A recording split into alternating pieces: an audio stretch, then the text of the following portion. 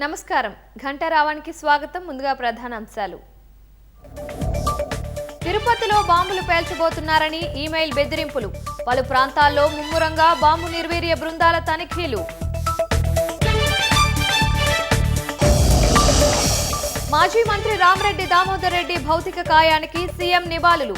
పార్టీకి తీరని లోటన్న రేవంత్ రెడ్డి.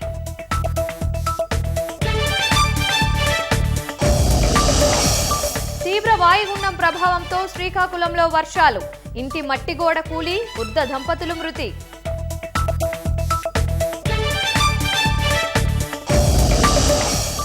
సామూహిక లేఆఫ్లకు జాబితా సిద్ధం చేస్తున్న అమెరికా వైట్ హౌస్.